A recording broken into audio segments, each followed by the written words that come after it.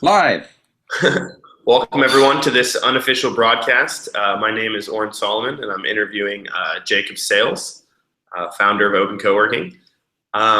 So this is for the Open Coworking blog, and talking about Jacob's career in Open Coworking.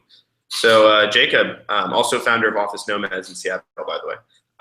Tell us really quickly about what Open Coworking is, why you started it, and what your role has been up until last week. Well, Open Coworking started as a response to watching a lot of volunteers who are managing the various resources that we've developed over the years. There's a fundamental problem with, if you volunteer, you're kind of stuck with a position for life, and there's no real way to step in and step out. And so the idea behind Open Coworking is to create a neutral, central organization to help organize the volunteers that are managing the wiki. I was managing the wiki with Will Bennis in Prague, and which I had taken down from Tara Hunt, who created it with Chris Messina. And it was, it's kind of a thankless job. You just kind of do it in the background, and there's no real way to step away from it. And so I wanted to create an organization that was founded in our core values, and from our core values worked on projects like the wiki, and that using projects as a way to bring us together and keep us together and build the community. So you mentioned kind of taking over the wiki from Tara, who took it over from Chris Messina, who took it over from, was it Brad Newberg originally? No, Chris started it originally. No. What year did the wiki start, and what's kind of the point of each of those transitions? That's a good question. I don't know the exact year. It's probably around 2006, 2007. Tara and Chris were around for the hat factory that they did with Brad Newberg and some other people. Brad Newberg started at the Spiral Muse in 2005. When I discovered co-working in 2007, Yes, April of 2007, actually. I called Tara and Chris at Citizen Space. They were still running Citizen Space in San Francisco. They were upstairs from their current location, and just to check out, what was going on. And they told me about the hat factory, and they also invited me to a big Christmas celebration they were having. So I ran down to San Francisco and went to this co-working crawl, which went to the hat factory and went to various other spaces, and got to meet a lot of people that I still know today. So this was around 2007. You're saying there was already several spaces in San Francisco. What did the general landscape look like back then? How were you finding out about this kind of stuff in San Francisco? Yeah, that was the tricky thing. So I found out of it. I had been thinking about what has become Office Nomads for a few years, and it was through a couple of friends of mine who were starting a company that brought it up again, and was like, well, maybe you should do that office thing that you were talking about doing, but we'll be your first tenants. And the numbers didn't really work out because they just wanted free rent, but it pushed me to really start looking into the idea. And then it was like, you should check out what some people are doing down in San Francisco. And I was like, okay. So I started poking around, didn't know what to look for, didn't know what to search for, didn't know that I was looking for a thing. I just heard that some people in San Francisco were doing a thing that sounded like what I was talking about.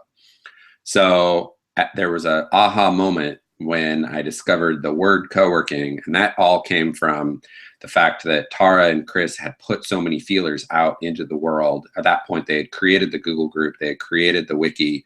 It was still very fledgling, but it was enough for me to find it. And I, from there, was able to be like, I didn't need a cafe. I didn't need a food handler's permit. I needed a co-working space, and I wanted that here in Seattle.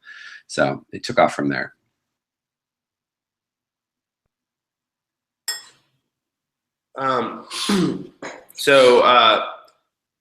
Those resources are still available today. The wiki and the Google group, they're in some ways still the backbone of the movement. It's where a lot of people like myself found the first information.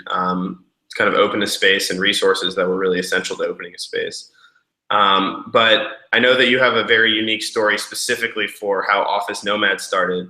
And again, keeping in mind that it was around 2007, a time where, a lot of these resources were just starting out and a lot of the models were just starting. Can you walk us through kind of some of the first moments in Office Nomad's history? Yeah. Well, from, calling Tara and Chris, that was in April, summer. And then I eventually met my business partner, Susan Dorsch. She was Susan Evans then, because she was saying similar things to a mutual friend of hers. And so when she got back from traveling, we connected. And I was like, yeah, what you're talking about is co-working. And there's a handful of spaces around that are doing it, and we should do it here in Seattle. And I started also connecting with some people through the Google group, and we opened our doors in November. So that time frame is about 6 months from April, when I discovered co-working, to June, July, when I met Susan, to November 1st, when we opened our doors, to Christmas time, when I went to San Francisco and met all the spaces. Back then, we didn't have conferences. The closest thing was the next year at South by Southwest, 2008. There was a group, I had never even heard of South by Southwest before, and a bunch of people were going to it that had ran co-working spaces, and I was like, great, it's in a week, I'm there. So I went there. That turned out to be kind of our first informal conference at a bar, happy hour. We just kind of got together. I showed up late, and there was all these crazy kids there. That's where I met Liz and Tony and Alex and a few faces like Matt Weathergreen, who was running a space in Texas at the time, and it was great. We just kind of piggybacked. The conferences kind of, kicked off from that, piggybacking off of South by Southwest for a while. Loose Cube stepped in and had the first official conference.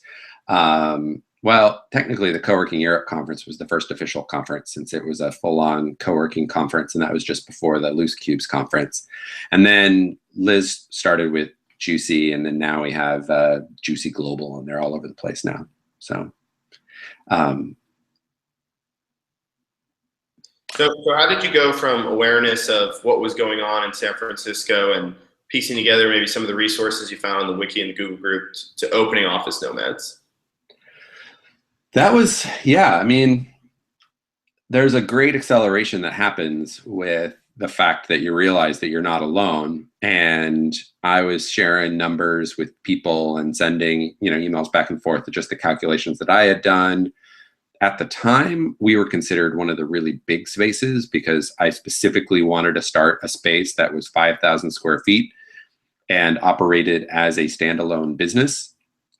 And, like Citizen Space at the time was about 2,500 squares, 3,000 square feet. And it was more of what I call the sugar daddy model, where Tara and Chris had a design firm, and they wanted a much more vibrant, interesting space. So they got more office than they needed and started this co-working space, which is great, but I wanted a standalone business. And so the only way I could get the numbers to really do that was at 5,000 square feet. And it was like, wow, that's huge. How can you be, small and intimate at 5,000 square feet? And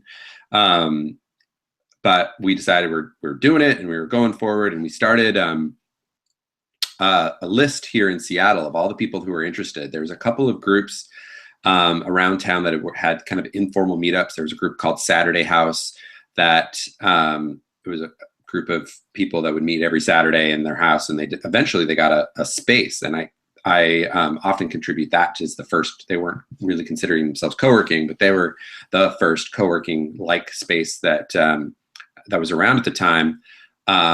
There's a couple of people that chimed in on the Google group, Gregory Heller and Sarah Powers, that were they're still around today, but they've been in and out of various different co-working spaces. And we started all kind of getting together and meeting, talking about what Office Nomads could be.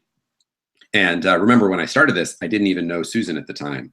So I was doing a lot of this with a good friend of mine, Craig, who eventually ended up not starting with us. But he and I were having barbecues in the backyard and getting everyone together and talking about different ideas. And we're kind of whittling it down to 2 neighborhoods in Seattle. The first was Ballard, which is where I live, and the other one was Capitol Hill. And I found two locations that were pretty perfect and asked everybody what they wanted, and Ballard won out. And so I started negotiating the lease in Ballard, and that's when I met Susan. And we were already going back and forth on negotiating this lease when I met Susan, and she was like, okay, sure, this building, let's do it. But that fell through. They fell through for a variety of reasons. They wanted to make sure that everyone was out of the building by 8 o'clock every night, and weird things like that. So we just decided to walk away. And then Susan independently found the other building that I had discovered, and so we opened up there. At surprisingly, like I think it took us about 3 weeks at that point because we had all the numbers. We already knew what a lease negotiation was, what a letter of intent was, and we went and we opened. We got the keys a week into October, and we opened the doors, and we had, like 75 people that were interested in joining. And for the month of November, we were free of charge. We let everyone come in and then check it out. The people who were really serious, that really wanted space soon, had already kind of left the list and joined their own office spaces. Some people didn't like the Capitol Hill location. And at the end of the day, none of the 75 people actually signed up. Not a single one. Yeah, that was a big kind of freak out moment. You're like, what? Wait, you didn't want to pay money for it. Okay. So in hindsight, we didn't set a good enough example of, nobody knew what we were really talking about. There was no examples of co-working. So by the time they actually, this is what it looks like, and this is what it's going to cost. And I tried my best to be as upfront and open about all of that as possible. And I'm a pretty transparent guy, and I like to talk about everything, but it didn't work out. And so then we were like having to start, finding members, and we found our first members through a local networking group called Biznick. And they're since not around anymore, but that was a really great local group of independent workers. We found our first few members and started from there. So you built it up from 75 to 0 to how many members does Office Nomads have today? I think we're at about 170 now. Wow. Yeah. But we've since doubled in size. We took over the whole building. So we're now 10,000 square feet. But, I still believe we have that small, homey, intimate feel. So. And what was kind of going through your head when you went from 75 to 0? What was it that motivated you to continue, and what do you attribute being able to actually form a community that's grown quite a bit since then, after that initial exodus? Well, it was scary, certainly, but we had already pulled all the triggers, and, I had, refinanced my house, and we had pulled in the money, and we had the LLC, and we had the lease, and we were going for it. But then it was a little bit easier because we could kind of show what we were talking about. We could show off something. Now people have it so much easier because people can try out all the different spaces in any given town and see what's up. There's so many examples. If they take the opportunity to really explore, then it's so much nicer. But at the time we just really didn't know how to explain it, how to talk about it, where to find people. And so we're active people and passionate about what we were doing. So we just went out and got involved. And I really like to go and visit and check out other spaces. We got to know Julie Daria down in Portland. She ran a place called Souk. She's since retired, and now it is Collective Agency. And it's so we got to know them, and we could, then we had someone to commiserate with. We started the local co-working Seattle group, which has since expanded to be the Seattle Collaborative Space Alliance, to incorporate maker spaces and artist studios.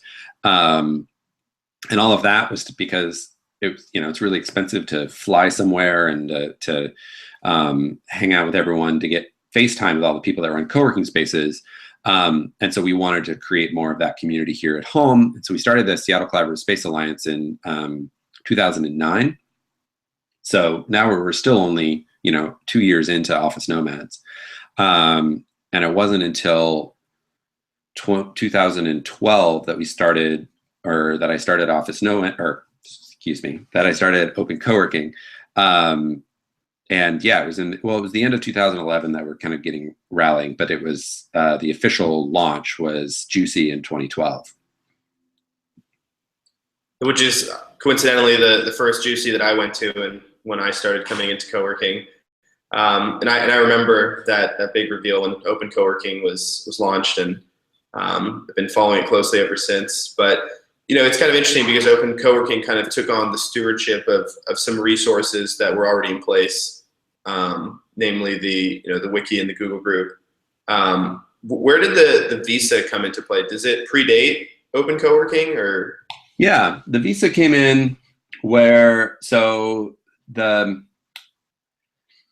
I think there's a lot of ideas that have popped up in the group over the years, and I believe that the ones that are really successful are simple, easy to implement, and have a high shelf life.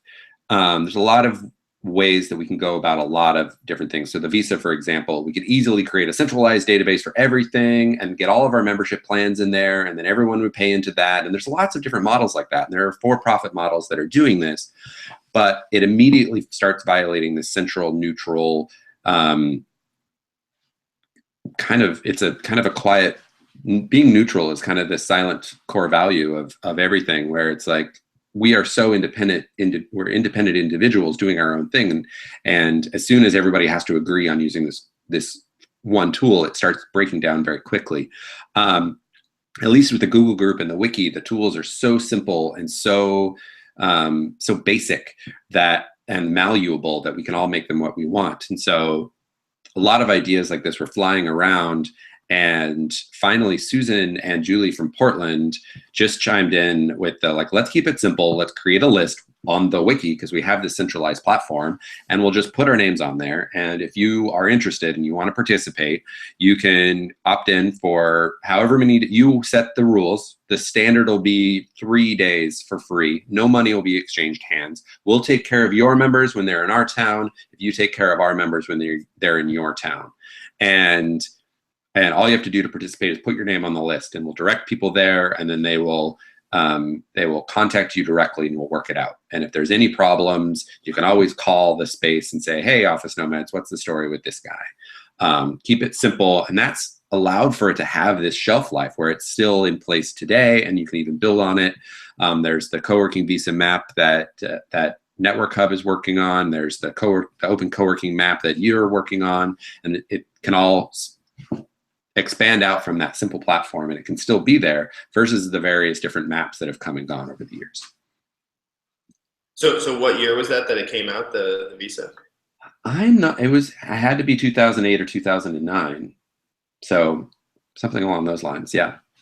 And what's been your personal experience with the visa as both a traveler and a host at Office Nomads? I love traveling, so I love going to spaces and checking in and talking with spaces that are part of the visa program, asking them how it works, talking with the various people while they're there, asking different members if they've traveled. It's a great conversation starter when I'm in a space, being like, oh, I'm here, I run a co-working space. We're a part of the co-working visa. Do you ever use the visa? And that kind of gets the word out, as well as it starts some really interesting stories. At Office Nomads, we love hosting people from other spaces. We ask them to bring what they love and from their other spaces and teach us, and then share the things that they love about Office Nomads with their new space. I love the cross-pollination. We'll even take that to the point of, if somebody comes in and they didn't know about the visa program and their home co-working space doesn't know about the visa program, we'll say, we're not going to charge you while you're here, but what we want you to do is go home and talk about the visa programming and sign up for it. And we'll take care of you anyway. And that has been huge. And it's been really great. So Office Nomads is a collection of so many little things that I've seen from different spaces, and people have brought to the space for being in different spaces. And it's that cross-pollination is wonderful. So, you'd already kind of put in motion the co-working visa by 2008. You'd been an active contributor on the wiki and on the Google group. So what prompted you to go outside of that and start open co-working? What was kind of the mission or the vision behind starting it? Well, it started out where Will and I had taken over the visa for the wiki program for a little while, and we were starting to get a little frustrated, as there's many things that we wanted to do, but it's hard to coordinate all of it. And I really wanted to kind of kick it up a notch, and I also wanted to decouple it from me. Like Jacob Sayles can only do so much, but an organization can have individuals step in and step out. And that was something I was really looking forward to. And I really wanted it to be a physical, not physical in the sense of a lot of the projects we do are virtual, but an actual implementation of our values, something that we can point to, something that was open and collaborative and community focused and sustainable, and accessible to everyone. That having those core values baked into the core of this organization was paramount from the very beginning. And I wanted it to be like the wiki program. Let's manage it in an open, sustainable way. Let's take on any new projects. Great, we'll take on and we'll help manage any project that shows the five core values. And that has been, core from the very beginning. And yeah, there's a lot of organizations that have stepped up. And there's kind of the fundamental problem where the commercial ones have to have a monetization strategy, which kind of starts making it, well, sure, we're open to anybody who pays. And you're like, well, that's kind of iffy. And that's like, I'm not racist, but and it doesn't really work. You could strike that part. That's anyway. Yeah. So there's different, ways of going about it, but specifically trying to create an organization that was open to all and grounded and rooted in the 5 core values is why we started it in the beginning. Do you feel that the growth that co-working experienced from 2008 to 2012 and has continued to experience through the present was a motivating factor for why something like open co-working needed to exist at that point, whereas maybe it didn't need to exist earlier on in the movement? Yes, but maybe a little different than what you're thinking. I think that the organization is also meant to be more of an example. The conversation has always been there about creating the co-working association. Like if we can all just agree, we can make the co-working organization and we'll all be a part of it and it'll be perfect. And there's something fundamentally wrong about that in the sense that we all don't agree on a lot of things. And that doesn't matter. Like we can all go to a conference and decide that we're going to be at this place at this time. And we're all there because we rally around the word co-working, or most of us do. Some people go and they're not, and they don't. But the word co-working brings us there, and it can be a great example of how something simple can be so uniting. And I wanted to create an organization that could have a long shelf life and be simple and not try to accomplish all the things and be all the things and not have to be the organization, just an organization working hard, doing the things that bring us together. And I'm hopeful, and there have been more organizations that are kind of trying to come in and fill in these positions. And I'm hopeful that there'll be more and more organizations like Open Coworking started moving forward. So. Excellent. So now that you've kind of passed the torch to Tony and Janine for Open Coworking specifically, what role do you hope to play in the movement? That's a good question. I think, well, now that I've officially stepped down from Open Coworking, which is hard to do, you put a lot of, passion into something, it's hard to let go of. But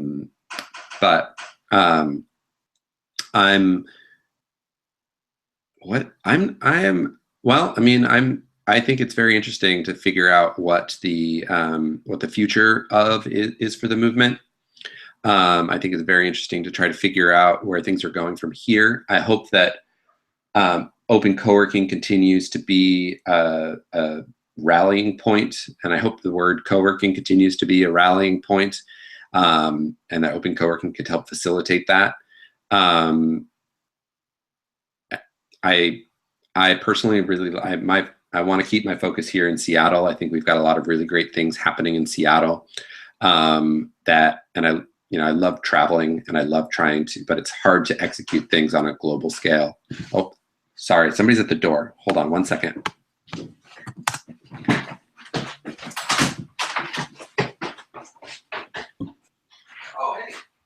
how's that service? I don't know when you sent the email. How are you doing?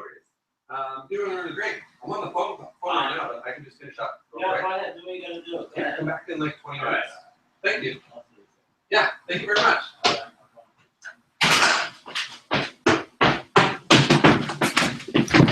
Sorry, my neighbor is here. He's going to help me with some electrical work, which is great. He's an electrician that lives across the street. So, anyway, locally. Yeah, exactly. What was the question? Where were we? I'm kind of asking, what you see as the future of your role in the co-working movement.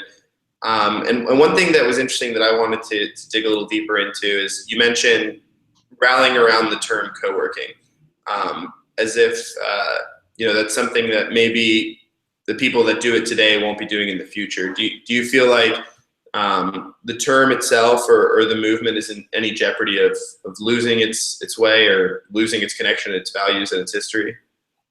I think the history is what keeps us on the shared history is what keeps us on the same path. And I think rallying around a word is the simplest and most effective way to do that. Tie the history and the values with the word, then use the word to help bring us together. But it's also open because there's no central definition of what co-working is, but tying into that shared history is a great way to unify it. There's a number of examples. Like if you look at the term co-housing, there's a long history there, but then you also see a lot of different groups. I'm involved with this group in San Francisco that rallies around the term co-living because the word co-housing has been used so much and there's a cohousing.org and there's all these organizations based on it, but the term, there needed to be some differentiation. I think there's a lot of different ways to go about differentiation and still use a word. But that shows, we're all independent people that are so excited about these spaces that we've created and these things that we've invented, and there are innovations and we want to share and we're excited about it. So it's natural to want to differentiate it by calling it different things. But I think there's also some value in trying to stay together.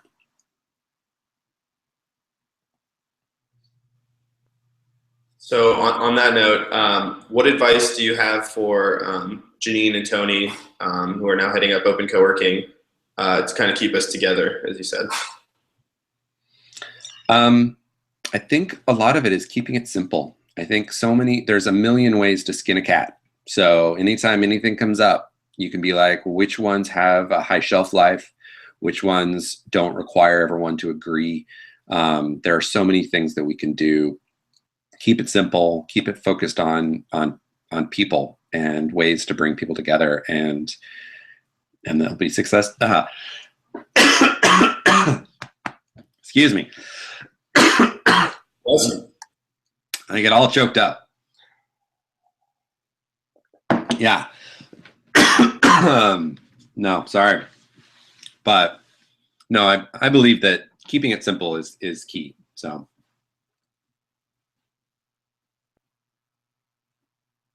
that's it. Keep it simple. Keep it simple. Well, on that note, we'll keep this interview simple and bring it to a close.